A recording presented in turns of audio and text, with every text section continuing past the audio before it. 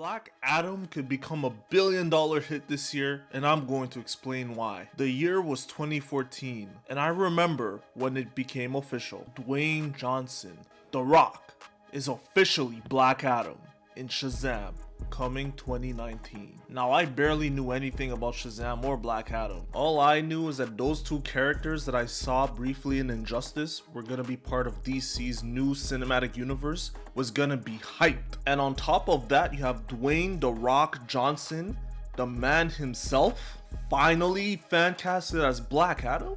I mean, come on, that's a recipe for a billion-dollar movie right there. Now, unfortunately, they decided not to put Black Adam in Shazam and give him his own standalone movie instead. Now, I will be the first to admit that the DC Extended Universe, also known as the DCEU, has been shaky at best and garbage at worst. But they do have one movie that I think is a total gem. That movie is Shazam.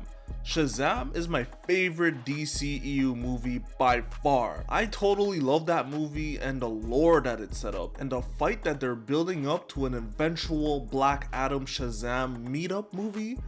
Man, I'm just super excited for that. And folks, that leads me to my first reason why Black Adam could make $1 billion.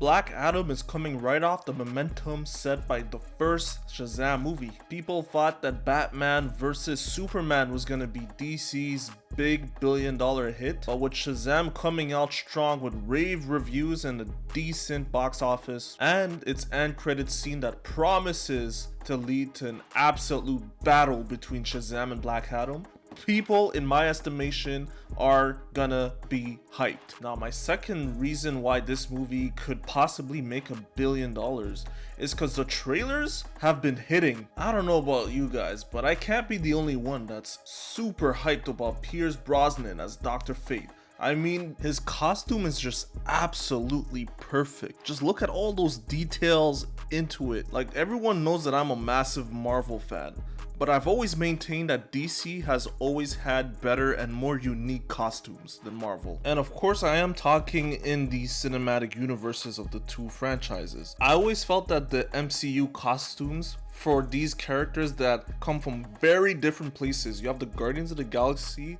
that spend all their time in space, and you have Captain America, who stems from 1940s America. I always felt that even though these characters come from very different regions, that their costumes always felt like they were made by the same person. Whereas in the DC movies, when the superheroes are up next to each other, their costumes always contrast and feel like they're from different worlds. Now, I'm going to avoid going into a tangent, and I could make a whole video about this, and I probably will. But back to Black Adam's trailers just hitting it out of the park. I think the trailers show us exactly what the fans were expecting from a Black Adam movie. Great casting, great action, amazing costumes, great locations, and potentially earth-shaking cameos, which I will get to later in the video. The third reason why I believe Black Adam could very well break the bank is that it finally secured a release in China, which in this day and age is actually quite difficult for a lot of blockbusters. But Black Adam securing that China release is huge because of one reason and one reason alone. And that is that China loves The Rock. Look,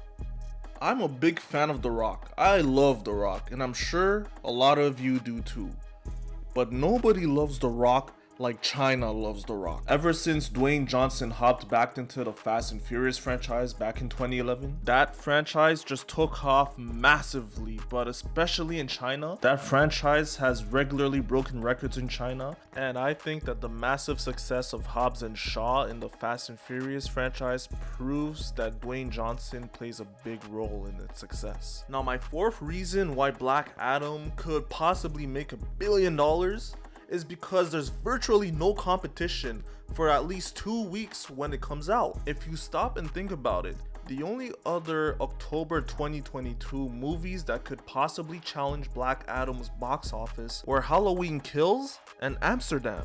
And we all saw how Amsterdam crashed and burned this past weekend. And that was both financially and critically, which was kind of surprising to me, as this was being pushed as an Oscar movie. And as for Halloween Kills, to be quite honest with you, my expectations both critically and financially are quite low for this movie. The 2018 Halloween reboot was pretty good, and I'm not even someone that likes horror movies like that, but it all went downhill from there. I mean, Halloween Kills, to put it bluntly, was not good. That movie, in my estimation, killed all goodwill this Halloween reboot had, and that's why I think it won't pose a significant challenge to Black Adam. Now, if Black Adam is good, it has until November 11th to sweep the floor with the box office. Of course, its box office run will essentially be over by November 11th because Black Panther 2 is going to be a massive juggernaut. But there is a silver lining to this though. You see, Marvel movies have been struggling since the beginning of the pandemic to get release dates in China.